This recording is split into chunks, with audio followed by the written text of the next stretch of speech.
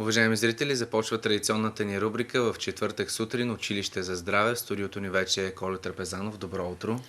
Добро утро, казвам на вас и на всички наши зрители и ученици в нашето единствено в страната телевизионно училище за здраве. Много важно, нека да увеличаваме учениците, но преди да започнем по същността на темата, искам да ви кажа нещо, което ме радва и ме изненадва. Миналия път аз ви запознах с един китайски апарат за балансиране на енергията на човека, а тя когато е балансирана по цялото тяло, това значи да няма болести. И се оказа, че този апарат има много широко действие и освен за това, което ви казах, мене ме изненада, че имам подобрение в зрението. Аз виждах настрани, така надалеч, леко така мъгляво в лицата на хората, а сега не, че съм постигнал 100% резултати, но толкова, колкото да почувствам, че съм тръгнал по този път за отстраняване на този дефект в моето зрение. Освен това, по гроздобера съм преувеличил яденето на грозди, бях повишил кръвната си захар до 8,6 с този апарат на няколко места по тялото, аз се свалих до 5,4. Значи той действа навсякъде, след като балансира енергията. А важни ли са точно местата, на които се поставя? Да, абсолютно са важни и определени. Това се казва схема, по която протичат енергиите в меридианите, за да отидат до панкреасната жлеза, да я събудят и да се постигне оня резултат. Нормализирането на кръвната захар. Да. За зрението, предполагам, са други местата. Да, съответно. Но това, което аз правя за главата, той има връзка с всички други меридиани, зато и ми помогна и за зрението.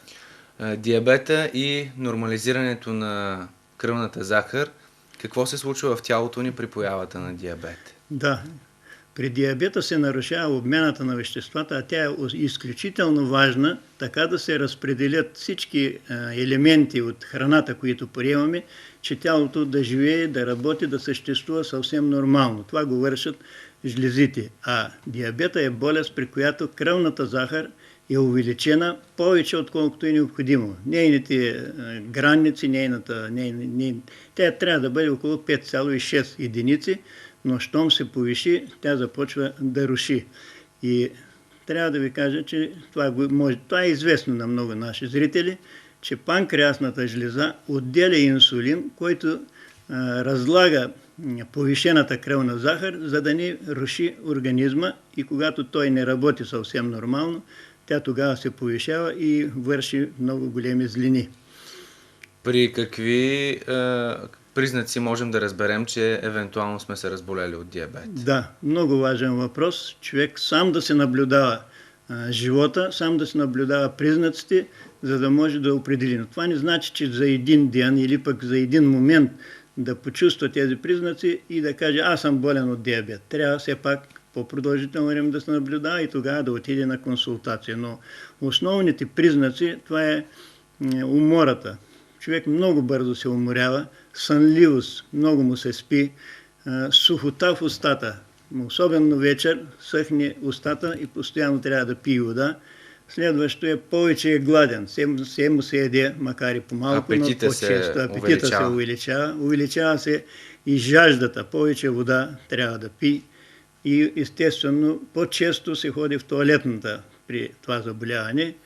Тук говорим за инсулинозависим диабет или за другия? Да, и при единия и при другия, това е в началния период са тези признаци, когато човек трябва да определи има ли или няма отклонение от диабета, от наличието на кръвна захар. И освен това се получават едни сърбежи. Все го сърби така по тялото. Дискомфорт. Също е един от признаците за начален диабет. Но пак ви казвам, трябва да се наблюдава малко по-продължително време, за да може човек да бъде сигурен, че трябва да ви кажа, в целия свят диабета все повече се увеличава. И човек трябва много да внимава как се храни, как живее и така нататък, за да може да се предпази. Не напразно има Световна организация за диабета, в България има такава организация, която да помага на диабетиците. Те са под наблюдение. След като се появи диабета, след като се разболее човек, какви поражения нанася болестта на организма му, какви етапи минава? Много важен въпрос и пораженията са страшни. Повишената кръвна захар, щом като се поддържа повишена в повишени граници, тя руши почти целия организъм.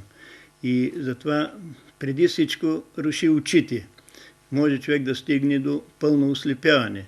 След това пречи на мозъка. Там са най-финните артерии и самата увеличената кръвна захар просто ги погасява, просто ги изгаря и това е много важно за мозъка. Освен това, може да получи атеросклероза, руши се сърцето, рушат се бъбреците, изключително ценен такъв и важен и сложен орган, важен за съществуването.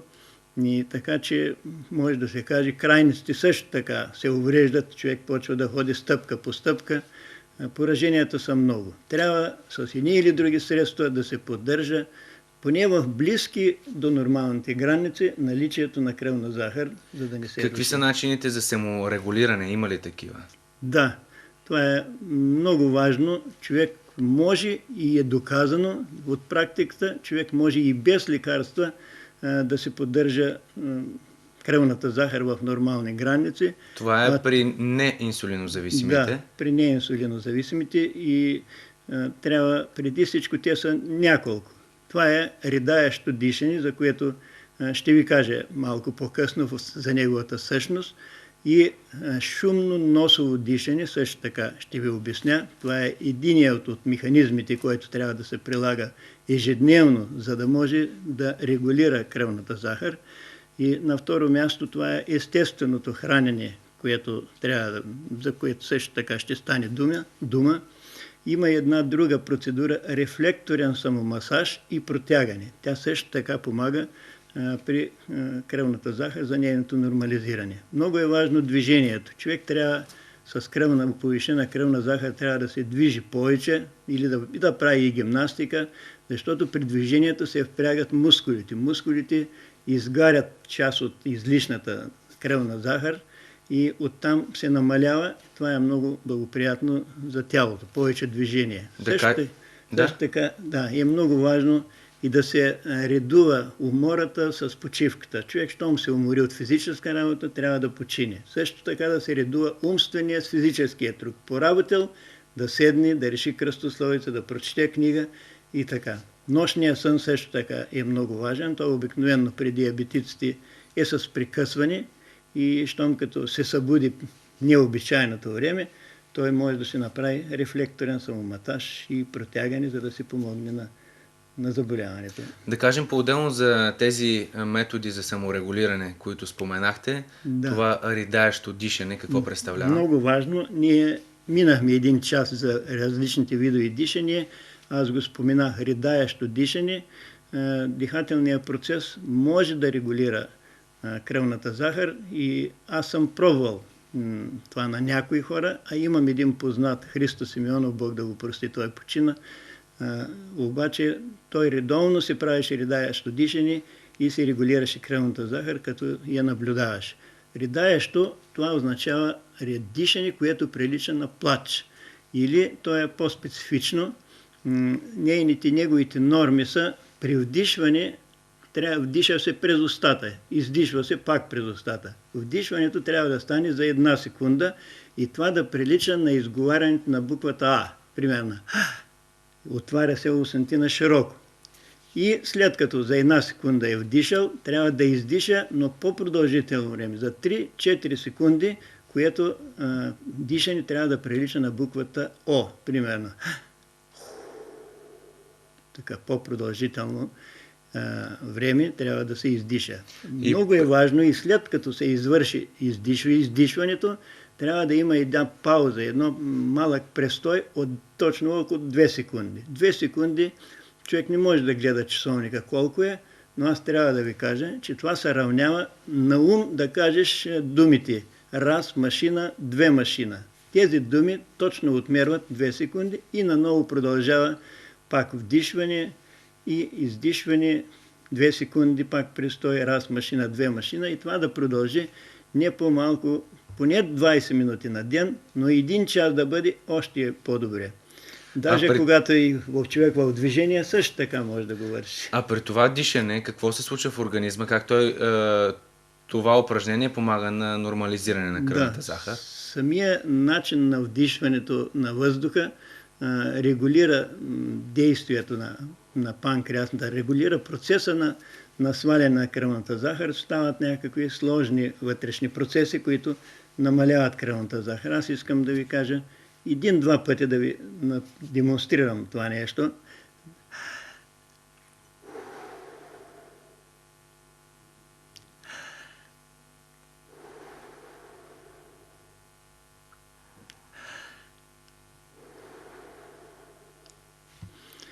И това трябва да се направи между 20 минути и 1 час. 20 минути до 1 час или повече. А шумното носово дишане, за което споменахте? Човек може да диша така, че да не усеща, да не чува, че диша. Така, нали, в момента дишаме, но не усещаме, а може да диша и така, че да усеща, да шуми през носа. Да покажем.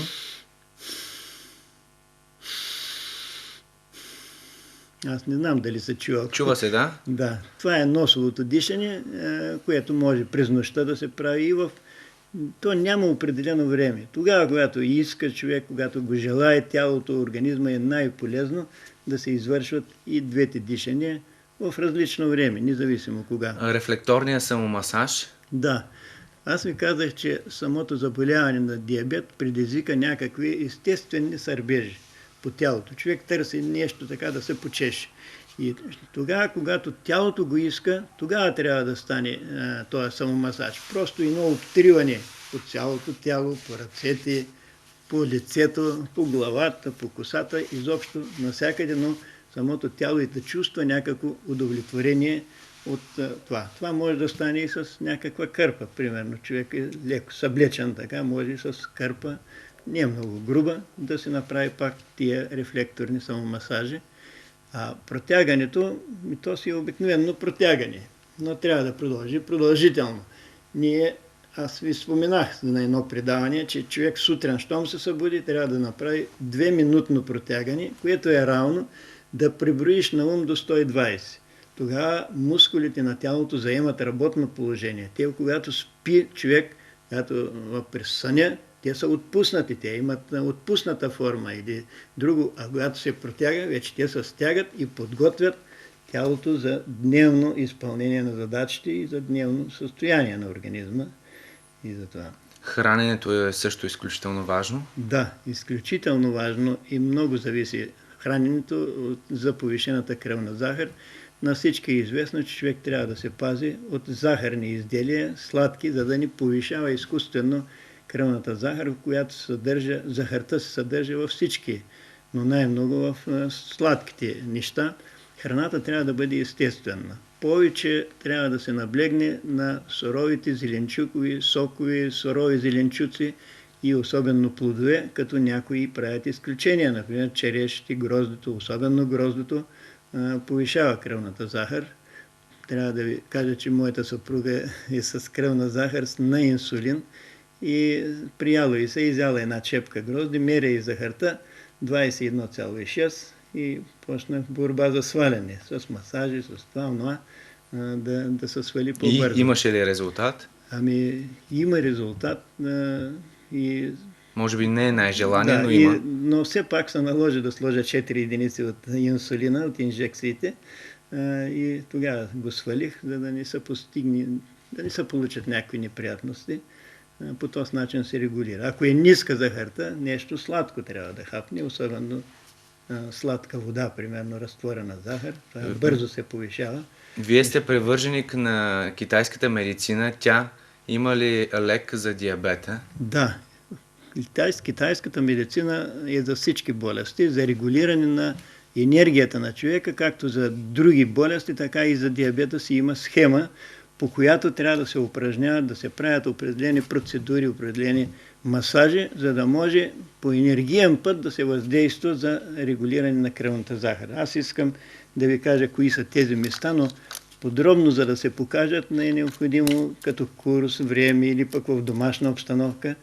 Първите точки, аз искам да ги покажа на Валю, да се обърнете леко. Просто Тук е 7 шиен прешлен, това е най-изпъкналия, с рулетка или с метър, трябва да се измери 25 см, ето го 25 см тук, и на това място е мускул от двете страни, нали, на гръбначния стълб, трябва да се упражни натиск, силен, по-силен натиск и се брои до 5, отпуска се за няколко секунди и пак, и това се повтаря 7 пъти. По-нататък на 2,5 см, просто на един прешлен по-надолу, същата процедура се повтаря. Това е по гърба. След това много важно е биополето на ходилото на крака. Големия пръст, палеца на крака, зад него има една възглавничка и следва биополето на панкреаса. Върху него се прави масажи, като се намаже с крем и с по-дълбок натиск се правят едни кръгови масажи. След това едно почукване около 30 секунди върху самото биополе на единия и на другия крак. След това много е важно точката на стотев болести, аз вие казвах, тя е под колената на 4 пръста, малко в страни. Същия масаж, също е много важно. По корема, в ляво от пъпа на около 5-6 см, също така се правят тези натиски, за които говорях на гърба, на 5-6 см по-надолу също и под гръдната кост, където свършва гръдната кост, под нея се упражняват същите натиски. Това е почти цялата схема, която ви казах и която въздейства, но при неинсулинозависимия диабет той е по-лек и по-добре се въздейства на него. При инсулинозависимия това може да бъде като съпътстваща терапия? Да, много важно. Съпътстваща терапия, нали, заедно с инсулина, защото те са тежките случаи на диабета, панкреасната жлеза почти е унищожена. Но искам да кажа нещо много важно, извинявам се. На децата в Англия не дават шоколад до навършване на 12 годишна възраст, защото шоколада е силно концентрирана захар, а детето е малко и неговата панкреасна жлеза е нежна и този шоколад покосява панкреасната жлеза и го прави диабетик още от дете. Има деца на инсулин в детски градини. Познавам бабата на едно такова дете и това е много жестоко отношение. Да се внимава с шоколада. Темата на следващата ни рубрика Училище за здраве. Да. На следващата рубрика каня всички пушачи да дойдат пред телевизора. Добре, така приключваме. Благодаря ви за това участие. Уважаеми зрители, можете да гледате рубриката ни Училище за здраве всеки четвъртък сутрин и петък след обед. Сега са рекламите, след това новини. Ние ви желаем хубав ден.